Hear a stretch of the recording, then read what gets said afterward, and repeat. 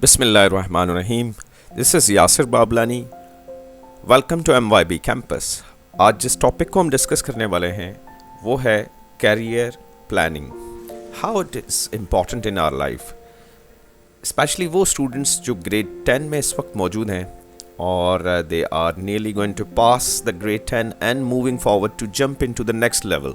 तो उनके लिए बहुत ज़्यादा ज़रूरी है कि उनको एक प्रॉपर गाइडेंस दी जाए, क्योंकि ये जब आपका कैरियर डिसीजन होता है तो आपके लिए बहुत ज़्यादा ज़रूरी है कि आपको कौन कौन से स्टेप्स पे वर्कआउट करके फिर आपको मूव ऑन होना चाहिए।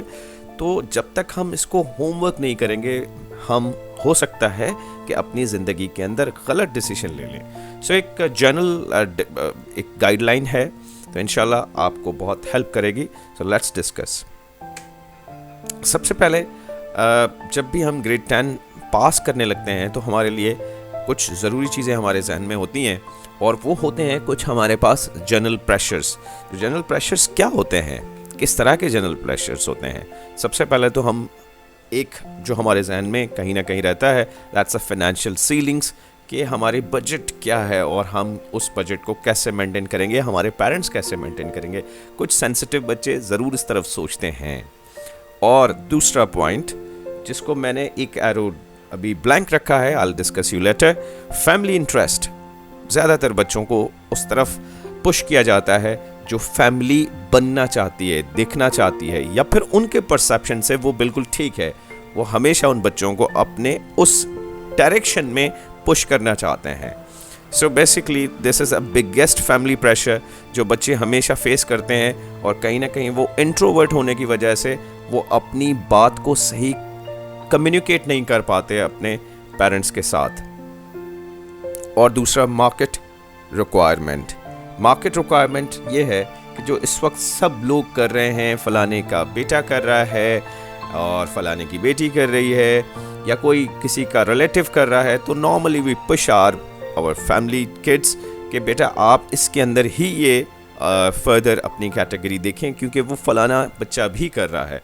तो जिसकी वजह से ये एक ऐसा ट्रेंड बनता चला जाता है कि जिसकी वजह से उसकी जो अपनी क्वालिटी है बच्चे की, वो कहीं ना कहीं वो मांद पड़ जाती है। I mean like it's basically not explore what the student has the capability. Unfortunately इसके ऊपर ये हम बहुत दफ़ा देखा गया है कि उन बच्चों को वही कहा गया है कि जी ओके जी वो कर रहे हैं तो आप उसी में करें, इंशाल्लाह आपको उसका हेल्प मिलेगा। ये जो एरो है मैंने उसी वजह से ही ये ड्रॉप रखा है, और इस पर मैंने एक डॉटेड लाइन बनाई है कि जिन बच्चों को जो प्रेशर्स फील होते हैं, जहाँ पर उनको ज़रूरत है गाइड करने की, उनके अंदर जो काबिलियत है वो कहीं ना कहीं छुपी पड़ी है, यू नीड टू एक्सप्लोर। और फिर उनको जानने के बाद how would we know that, I will discuss later on, वो है उसका पर्सनल इंटरेस्ट। जब आप ये जान पाएँ, ये जानना बहुत ज़्यादा ज़रूरी है।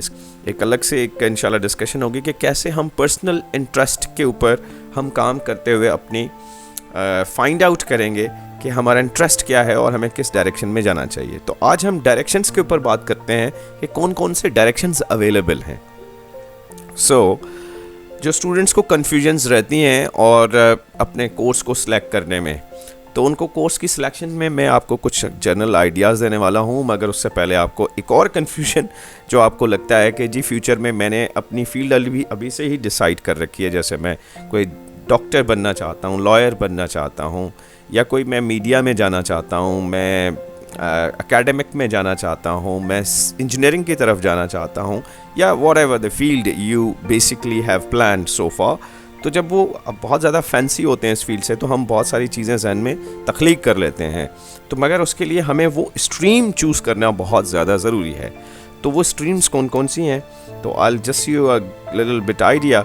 बट अनफॉर्चुनेटली हमारे जो स्कूल्स हैं ये बच्चों को बिल्कुल नहीं सिखा रहे होते हैं how to think, how to sell, how to negotiate, how to face your failures, how to manage time. ये बहुत सारी जो लिस्ट मैंने यहाँ पर एक 16 पॉइंट्स की दिखाई है। अनफॉर्चुनेटली ये most of the students, most of the schools, they are not giving a guidance in terms of those they need to deal with that all problems, their issues they are facing with that, क्योंकि वो एक practical ground में somehow कहीं ना कहीं वो move on हो रहे होते हैं। तो उसके लिए बहुत ज़्यादा ज़रूरी है कि उन बच्चों को वो गाइडेंस भी दी जाए इन सारे इश्यूज़ को डील करने के लिए। तो देन उसके बाद हम देखते हैं एक और चीज़ को जो कि हमें वर्कआउट करना ज़्यादा ज़रूरी है, how to choose a field या ग्रुप। जब भी आप किसी ग्रुप या किसी फील्ड या स्ट्रीम को चूज़ करने जाएंगे तो आप इन चीज़ों से गुजरते हुए फिर आप मूव ऑन करेंगे। First you need to do research, well research. आप अच्छे से एक्सप्लोर करें, गूगल करें, फाइंड आउट करें, जो आपके पास अवेलेबल मटेरियल है उसके हिसाब से you need to find out कि क्या क्या ऑप्शंस अवेलेबल हैं। बट मैं आपको यहाँ पर काफ़ी सारी हेल्प करने वाला हूँ। Consultation means once you have completed your research तो फिर आपको कंसल्टेशन करने की ज़्यादा ज़रूरत है। जैसे ही आप अपने टीचर, पेरेंट, मेंटोर, काउंसलर, आपके जो भी अवेलेबल हैं, आपको लगता है, या इवन आपके जो सीनियर फेलोज़ हैं जो पास आउट कर चुके हैं, उनके एक्सपीरियंसेस आपको बहुत हेल्प करेंगे इस डिसीजन में। जब आप ये डिसीजन लें तो ऑफ कोर्स फिर सिलेक्शन का क्राइटेरिया आता है कि आप चूज़ करते हैं और फिर आप उस कॉलेज में जाते हैं जहाँ पर आपकी कंफर्मेशन होती है। तो ये सारा एक प्रोसेस है जिससे गुजर के आप कहीं किसी स्टेज पे पहुँचते हैं। Okay, let's move on. और जो अवेलेबल स्ट्रीम्स होती हैं हमारे पास, आप देख सकते हैं जो available streams in Pakistan, normally pre engineering, pre medical, computer science, commerce और ह्यूमैनिटीज़ के ग्रुप्स अवेलेबल होते हैं जिसमें आप अपना फर्दर कैरियर परसू कर सकते हैं। सो हम हर एक कैटेगरी को रिव्यू करते हैं और देख सकते हैं कि ये कहाँ लीड करते हैं ये सारे individual streams. So let's start with the pre engineering.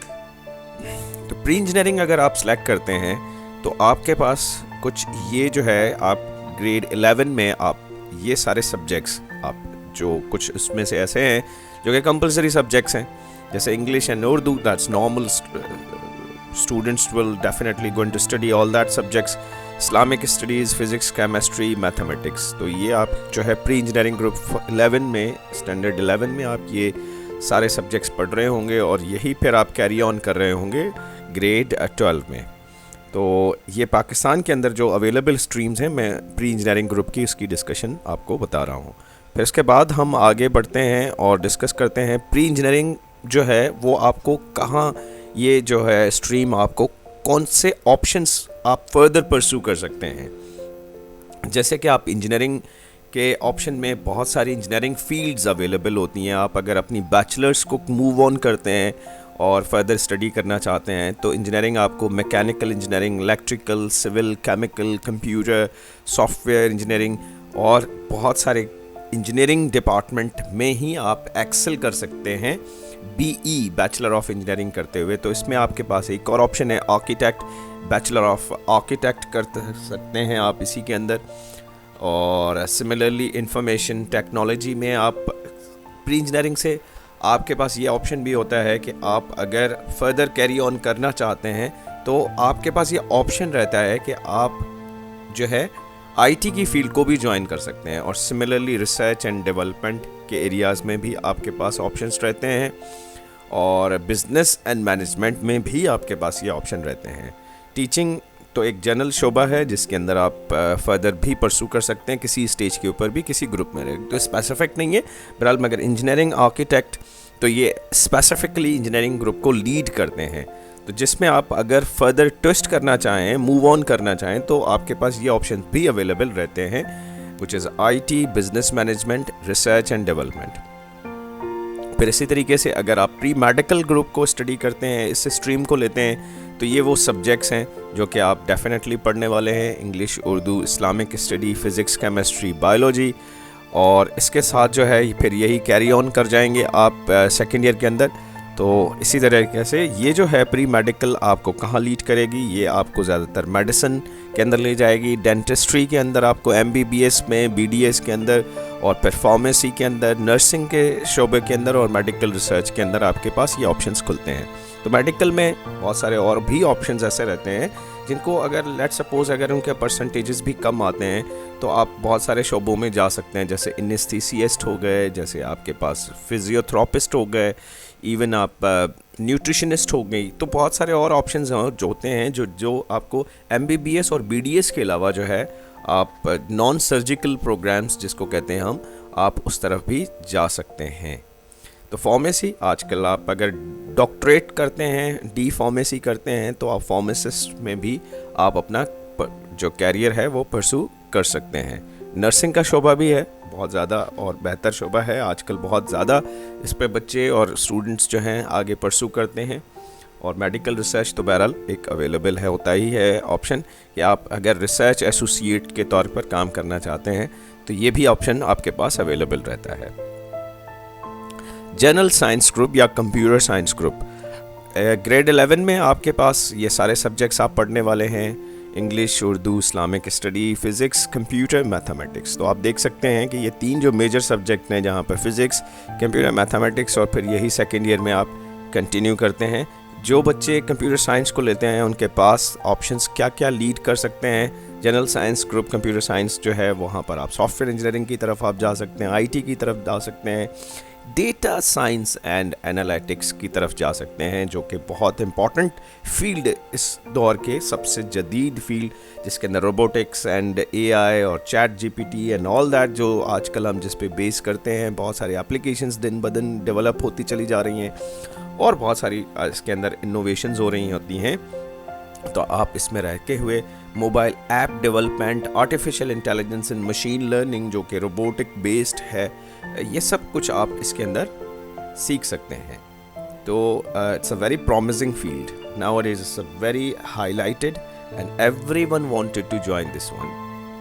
Moving on, commerce industry, ये स्ट्रीम आपके पास कॉमर्स के अंदर आप जो ग्रेड 11 आप स्टडी करेंगे तो उसके अंदर ये सारे सब्जेक्ट्स आप पढ़ रहे होंगे, जहाँ पर इंग्लिश, उर्दू, इस्लामिक स्टडीज़ के अलावा principle of accounting, commerce, economics और बिजनेस मैथमेटिक्स भी पढ़ रहे होंगे। फिर यही आप कैरी ऑन कर रहे होंगे आप सेकेंड ईयर के अंदर। तो यहाँ पर सिर्फ बिजनेस मैथमेटिक्स की जगह पर आपको पास स्टेटिस्टिक्स आ जाता है सेकेंड ईयर के अंदर, और वो आपके पास ये इंडस्ट्री, ये जो है स्ट्रीम आपको लीड करती है फर्दर अकाउंटेंसी में, फाइनेंस में, मार्केटिंग में, अच्छा मैनेजमेंट में, बिजनेस मैनेजमेंट में।